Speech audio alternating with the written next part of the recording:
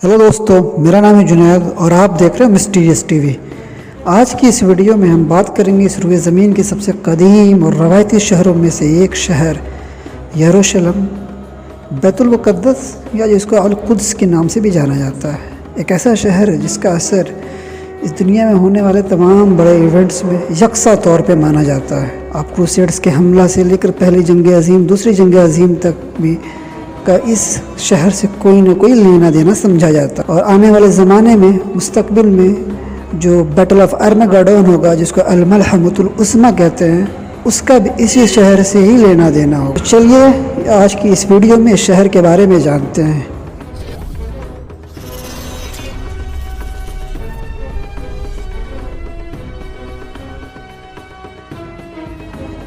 बैतुल मुक़द्दस एक ऐसी सरजमीन जिसको दुनिया के 3 बड़े मज़ाहिबों जुडाइज़म, क्रिश्चियनिटी और इस्लाम, तीनों में इस सरजमीन को पाक और मुक़द्दस समझा जाता है। तो आइए बारी बारी समझते हैं आखिर इन तीनों मज़हबों में इस सरजमीन की, इस शहर की अहमियत क्या है।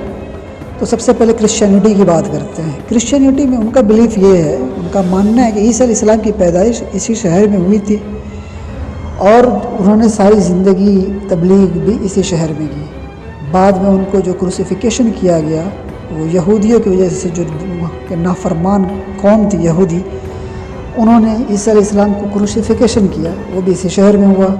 और बाद में दोबारा जो ज़िंदा हुए, जिसको ईसा अलैहिस्सलाम का रिसरेक्शन ऑफ जीसस कहते हैं वो क्रिश्चियनिटी लोग, वो भी इसी शहर में हुआ। इसी वजह से क्रिश्चियनिटी में इस शहर की बहुत ही ज़्यादा अहमियत है। अब बात करते हैं हम इस्लाम की। तो इस्लाम में इस शहर के तारीफ़ में मुतअद्दिद आयत करीमा नाजिल हुई है। कुरान शरीफ में अल्लाह ताला ने फरमाया ये बरकत वाली जगह है।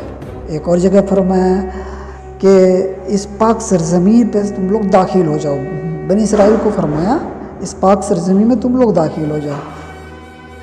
और जहाँ तक नबी सल्लल्लाहु अलैहि वसल्लम का मामला है, तो नबी सल्लल्लाहु अलैहि वसल्लम ने जो मेराज का वाक़या हुआ था वो भी इसी जगह से हुआ था। मस्जिद हराम से नबी सल्लल्लाहु अलैहि वसल्लम बुर्राक पे सवार होकर बैतुल मुक़द्दस आए और वहाँ पे उन्होंने सारे अंबिया इकराम की इमामत करी। और जो जिस जगह पे इमामत की उसी जगह पे भी मस्जिद अक्सा है। और जहाँ पे इमामत करने के बाद बुर्राक को पत्थर से बांधा और उस पत्थर से जब मेराज पे सफ़र किया, उस पत्थर को हम टॉम्ब ऑफ द रॉक बोलते हैं, वो जो सुनहरी गुंबद वाली मस्जिद है वो बोलते हैं। तो ये भी है इस्लाम में इसकी अहमियत।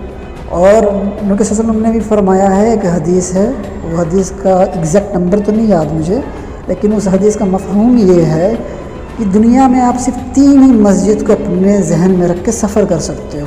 पहली मस्जिद मस्जिद हराम, दूसरी मस्जिद नबवी और तीसरी ये मस्जिद अक्सा जो बैतुल मुक़द्दस में है। तो मुसलमानों में ये जो मुसलमानों की अहमियत है, इसका एक और वजह ये है कि ये इनका किबला अव्वल है। ये हमारा किबला अव्वल था और बाद में मस्जिद हराम को किबला बनाया गया। तो इस वजह से मुसलमानों में, इस्लाम में इस शहर की बहुत बड़ी अहमियत है।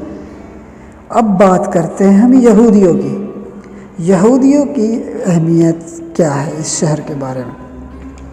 तो उन यहूदियों की क्या मानना है कि यहूदियों में जो किंग डेविड थे, जिसको दाऊद अलैहिस्सलाम बोलते हैं, उन्होंने इस मस्जिद की तामीर शुरू की, जो उनके बेटे किंग सुलेमान अलैहिस्सलाम ने कंप्लीट किया। जिन्नातों की मदद से इसका तो मुतअद्दिद जगह पे हवाला भी मौजूद है। उसको ये लोग हैकल सुलेमानी कहते हैं। हैकल सुलेमानी को वो लोग 3 हिस्सों में डिवाइड करते, 3 हिस्सों में तकसीम किया है। एक हिस्सा जो सबसे पहला, जिसको होलीएस्ट ऑफ द होली, बिल्कुल पाक जगह, जहाँ पे वो लोग ताबूत सकीना को रखते थे। दूसरी जगह पे जो उनके इमाम, उनके रब्बी होते हैं, वो इबादत करते हैं। और जो तीसरा उनका वो जो एक एरिया था जो नॉर्मल लोगों के लिए, तो वो इबादत करते हैं। लेकिन ये यहूदी कौम इतनी नाफरमान और बनाल कौम है कि जिसकी वजह से अल्लाह ताला ने इनको मुतअद्दिद बार इनको बेदखल किया इस सरज़मीन से। बाद में फिर ये वापस आ जाते थे। ये एक ऐसी कौम है जो अल्लाह ताला की नाफरमानी करती है और वही बात मानती है जो इनको फ़ायदे की चीज़ है।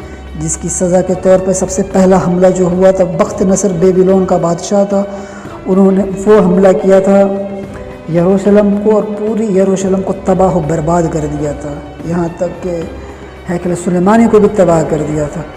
مانا جاتا ہے کہ 6 لاکھ یہودیوں کو قتل کیا اور 2 لاکھ یہودیوں کو غلام بنا کر لے گیا، اور ان یروشلم کے بغل میں ایک بستی بنایا جس کو تل ابیب نام ہے، وہاں پر اس غلاموں کو رکھا، اور ہیکل سلیمانی کے اندر جو تابوت سکینہ تھا اس کی بھی بے حرمتی کی۔ وہ الگ بات ہے کہ اللہ تعالیٰ نے اس بے حرمتی کی سزا بہت دیا ہے اس کو۔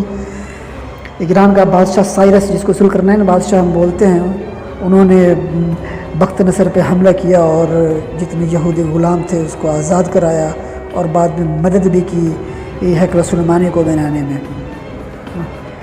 پھر دوسرا حملہ ہوا ہیکل سلیمانی کے اوپر، جو ہوا رومی بادشاہ کے اوپر، جو رومی بادشاہ ٹائٹس نام کا بادشاہ تھا، انہوں وہ حملہ کیا اور اینٹ سے اینٹ بجا دی، پورے کی پورے ہیکل کو تباہ و برباد کر دیا، جس کا ایک دیوار بچا ہوا تھا، جو آپ دیکھتے ہیں جس دیوار پہ یہ سر رکھ کر منت مانگتے ہیں اور روتے رہتے ہیں اس دیوار کو، جس کو ویسٹرن وال یا ویونگ وال بھی بولتے ہیں، اور اردو میں اس کو دیوار گریا بولتے ہیں، وہی ایک بچا ہوا تھا۔ یہ قوم جو یہودی قوم ہے اتنی بڑی سازشی قوم ہے اور اتنی نافرمان قوم ہے کہ یہ اللہ تعالیٰ نے اس کو اس کی کئی بار سزا دی۔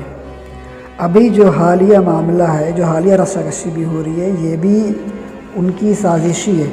اب یہ حالیہ سازشوں کا ان کا کیا ہے یہ میں آپ کو بتاتا ہوں۔ ان کی وجہ کیا ہے کہ یہودی کو ماننا ہے کہ ان کا جب تک 3 بڑا کام نہیں ہو جاتا تب تک ان کا جو مسیحا ہے، جو مسیحا کذاب ہے، وہ نہیں آئے گا، جس کو وہ لوگ مسیحا بولتے ہیں۔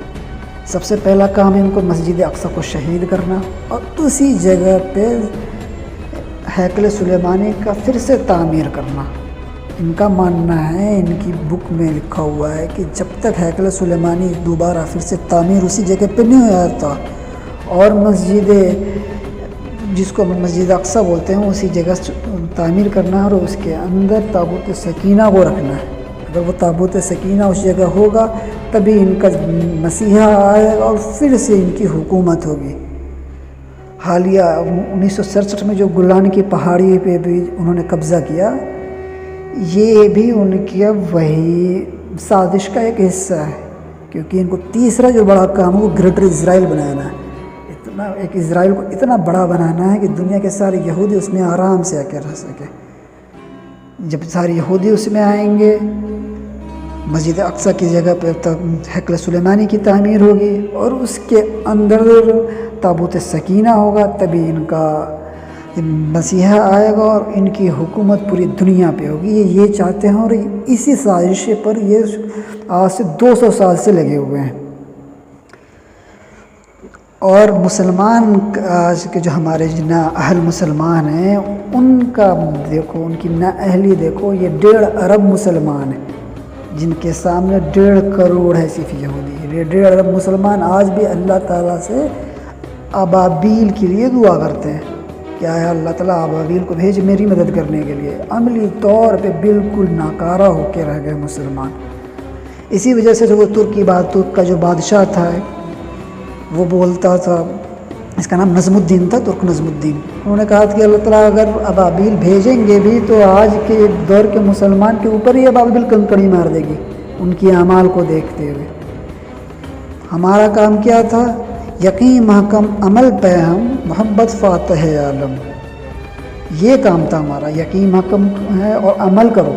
ہم عمل میں بالکل زیرو ہو گئے ہوئے ہیں اور اللہ تعالیٰ سے دعا مانگ رہے ہیں۔ اللہ تعالیٰ کی مدد، اللہ تعالیٰ کی مدد کیوں آئے گی؟ اللہ تعالیٰ کی مدد تبھی آئے گی جب ہم اپنی طرف سے اپنا 100% دیں گے، ہم پورا عمل کریں گے۔ ہم عمل کریں گے، ہمارے عمل کے بعد جو تھوڑا بہت کثر رہ جائے گا تب اللہ تعالیٰ ضرور ابابیل بھیجے گا۔ پہلے آپ عمل تو کرو۔ یہ مسلمان کا المیہ ہے۔